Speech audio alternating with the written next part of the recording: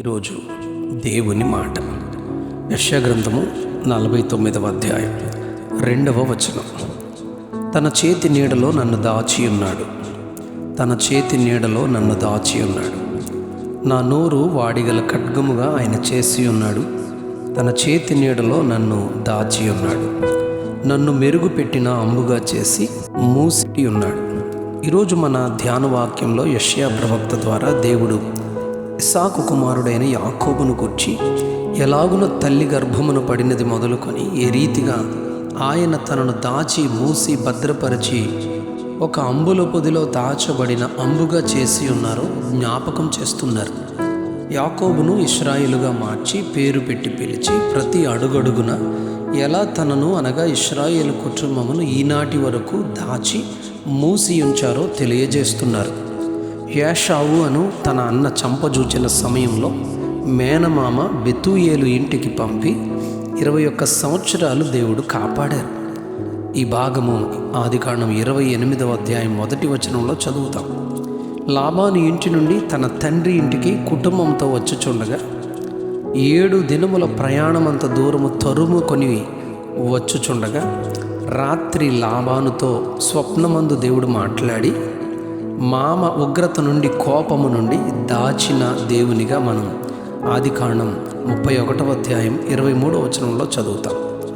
ఈ విషయం మనం తప్పక తెలుసుకొని గ్రహించాలి. అదేమంటే దేవుని ప్రణాళికలో ఆయన ఏర్పాటులో ఉన్నవారిని ఎలాంటి అవరోధాలు, ఆటంకాలు, తిరుగుబాటులు ఎన్ని వచ్చినా ఆయన తన దాసులను, తన బిడ్డలను ఆయన దాచును అనున్నది పూర్తిగా విశ్వసించాలి. కొందరిని గూర్చి మనం ధ్యానించుదామా?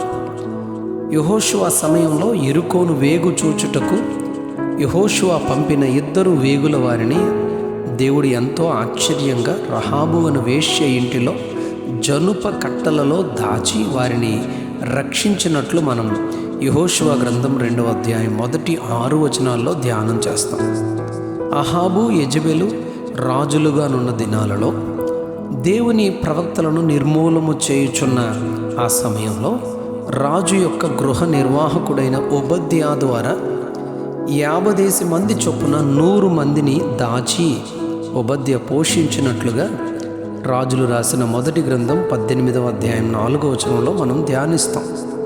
దేవుని ప్రజలైన ఇశ్రాయేలీయులను ఐగుప్తు దాస్యములో నుండి వెలుపలికి తీసుకుని వచ్చుటకు దేవుడు ప్రణాళిక చేసిన మోషే జన్మించిన దినాల్లో ఫరో మగపిల్లలందరినీ నైలు నదిలో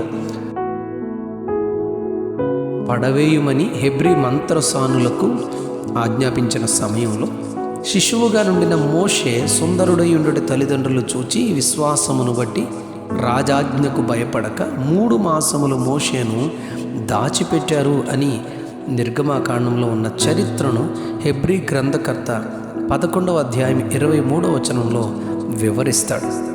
31వ కీర్తన 19వ వచనంలో నీ యందు భయభక్తులు గల వారి నిమిత్తము నీవు దాచి ఉంచిన మేలు ఎంతో గొప్పది అని రాజైన దావీదు చెబుతాడు. 91వ కీర్తన 3వ వచనంలో వేటకాని ఉరిలో నుండి ఆయన నిన్ను విడిపించును, నాశనకరమైన తెగులు రాకుండా నిన్ను రక్షించును అని మోషే చెబుతూ మహోన్నతుని చాటున నివసించాలి, సర్వశక్తుని నీడను విశ్రమించాలి అని హెచ్చరిస్తాడు. ఆయన చేతి నీడలో నన్ను నా తల్లి గర్భమున పుట్టినప్పటి నుండి నన్ను దాచి ఉన్నాడని యాకోబు, ఇశ్రాయేలు తన కొరకు ప్రవక్త అయిన మోషే చెబుతారు. ఈనాడు దేవుని పిల్లలమైన మనలను తన ప్రత్యేకమైన ప్రణాళిక ద్వారా తన చేతి నీడలో దాచునట్లుగా ఆయనకు లోబడి రెక్కల చాటున చేతి నీడలో నుండి కృప ఆయన మనకు దయచేయును గాక. Amen, amen, amen.